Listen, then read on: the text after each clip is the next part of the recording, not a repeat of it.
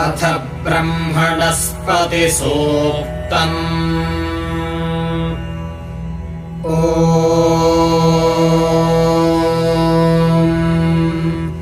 ब्रह्मणस्पते त्वमस्य यन्ता सूक्तस्य बोधितनयम् च जिन्वा विश्वम् तद्भद्रम् यदवन्ति देवाः बृहद्वदेम विदथे सुवीराः स ईगुम् सत्येभिः सखिभिः शुचद्भिः बोधाय संविदनसैरतर्दत् ब्रह्मणस्पतिर्वृषभिर्वराहैः घर्मस्वेदेभिर्द्रविणम् व्यानट् ब्रह्मणस्पतेरभवद्यथा वशम्।